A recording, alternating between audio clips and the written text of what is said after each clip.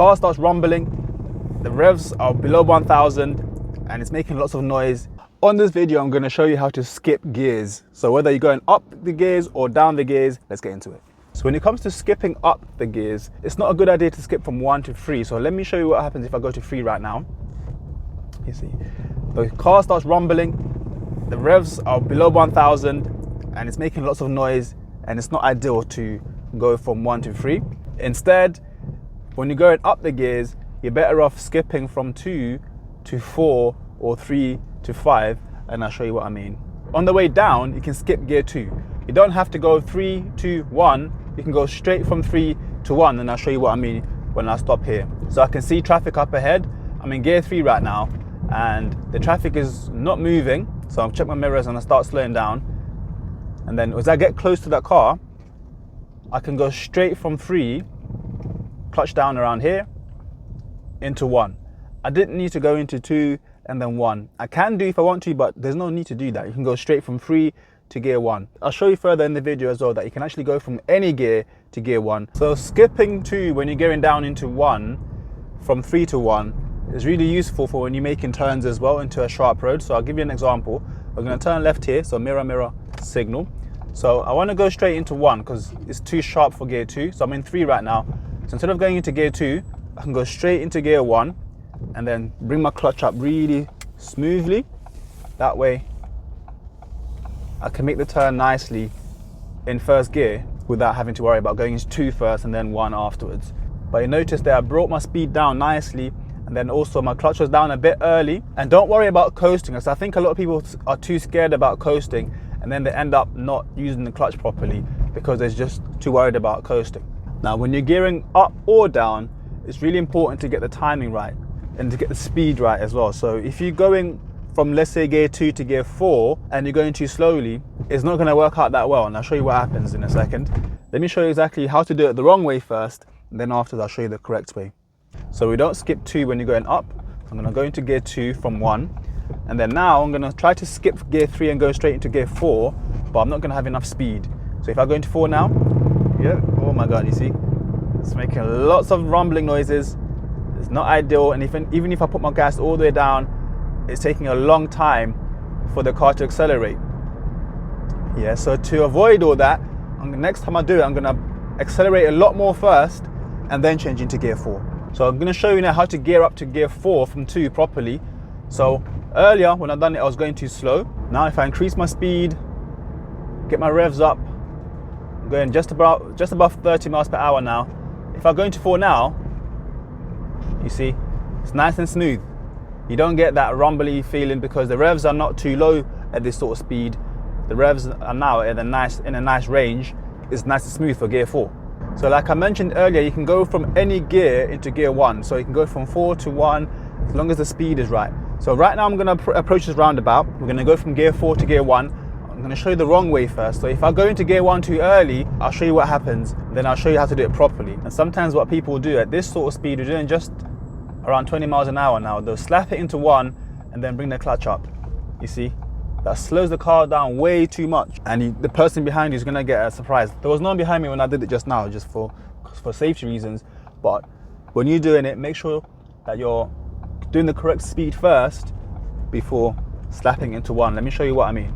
So right now I'm in 4th, approaching a set of traffic lights that are red. So I'll start braking gently, check my mirror as well, make sure no one's really close.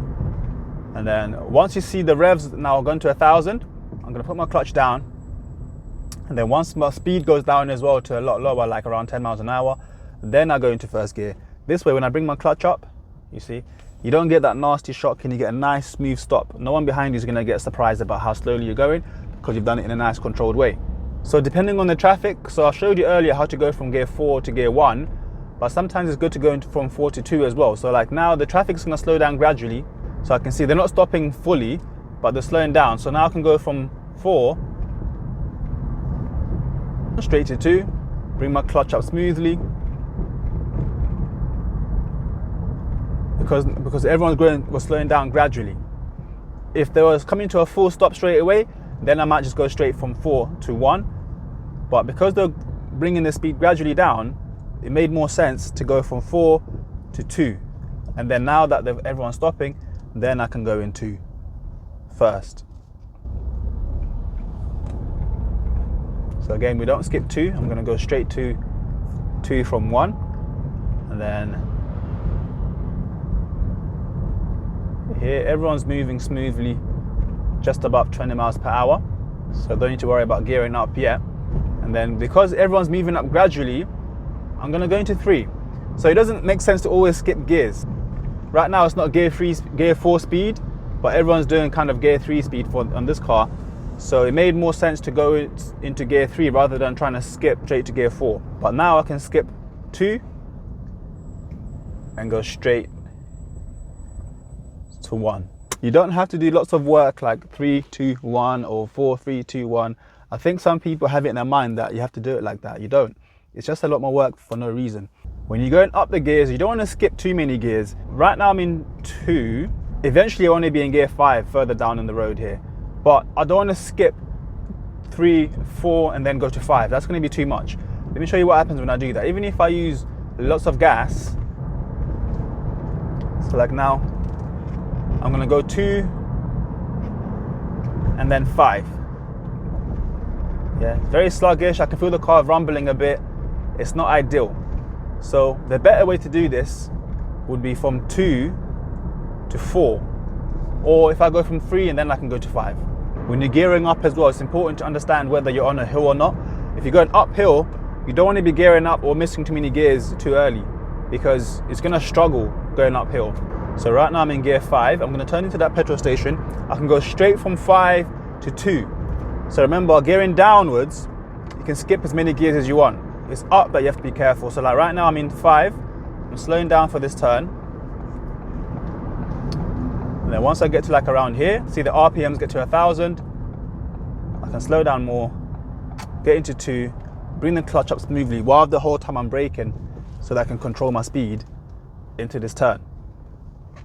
And then once I'm here, I can go into 1.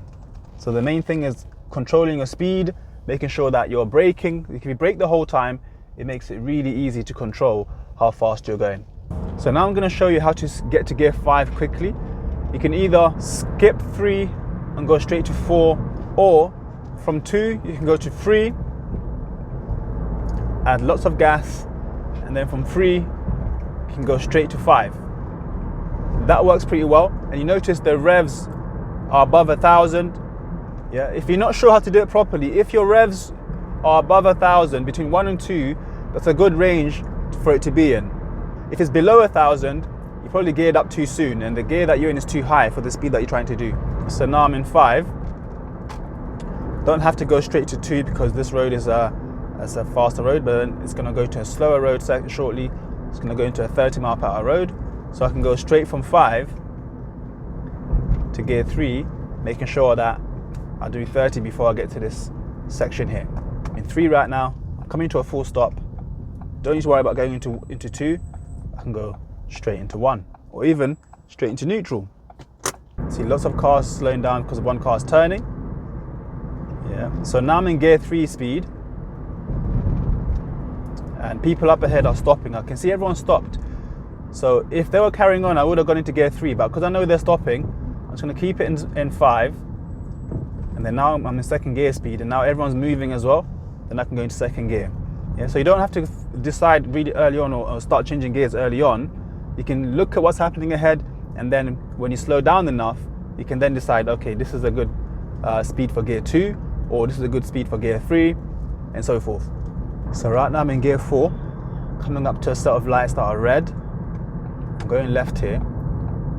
So depending on what the lights do, I can decide what gear I'm going to go to. But because it's red still, I can go straight from 4 to neutral. But now it's going to green, I can go to 1. So if the light had gone green earlier, I can go into 1 on the approach. But because it was red, I can go straight from 4 to neutral.